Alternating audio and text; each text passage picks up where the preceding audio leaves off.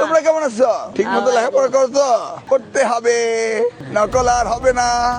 নতুন সরকার গঠনের পর শিক্ষামন্ত্রী হিসেবে দায়িত্ব নেওয়ার পর থেকেই বিভিন্ন অনুষ্ঠান, পথঘাট, এমনকি শিশুদের সঙ্গেও কথা বলার সময় একটি বার্তা দিচ্ছেন শিক্ষামন্ত্রী, আর নকল চলবে না। এই বক্তব্যগুলো সামাজিক যোগাযোগ মাধ্যমে ভাইরাল। কেউ দেখছেন ইতিবাচক উদ্যোগ হিসেবে, আবার কেউ তুলেছেন প্রশ্ন, শিক্ষার বাস্তবতায় এত পরিবর্তনের পরও কেন একই জায়গায় জোর দেওয়া হচ্ছে। একসময় বাংলাদেশের শিক্ষা ব্যবস্থা পরীক্ষায় নকল ছিল প্রায় স্বাভাবিক দৃশ্য। পরীক্ষা কেন্দ্রের বাইরে ভিড়, দেয়ালে মই, খাতা সরবরাহ সবই চলত প্রকাশ্যে।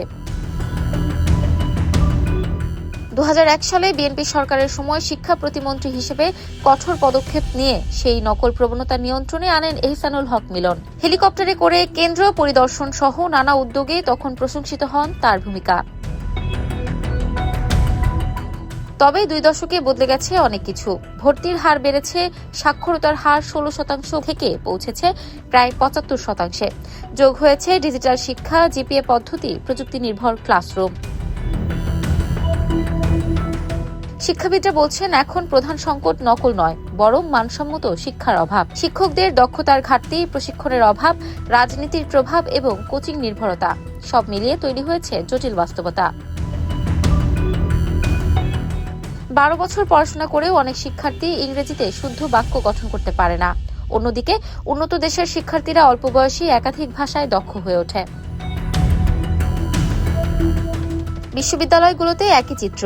উপাচার্য নিয়োগ, রাজনৈতিক প্রভাব এবং রীতিমালা লঙ্ঘনের অভিযোগ। নতুন সরকারও যেন পুরনো ধারার বাইরে যেতে পারেনি। প্রশ্ন উঠছে, তাহলে পরিবর্তনটা কোথায়? বিশ্লেষকদের মতে নকল বন্ধে কঠোর অবস্থান অবশ্যই ইতিবাচক, তবে শিক্ষা ব্যবস্থার গভীর সংকটগুলো সমাধান না হলে দীর্ঘমেয়াদে কাঙ্ক্ষিত ফল পাওয়া বেশ কঠিন হবে। ইফফাত আর আইরিন, ক্যাম্পাস টাইমস।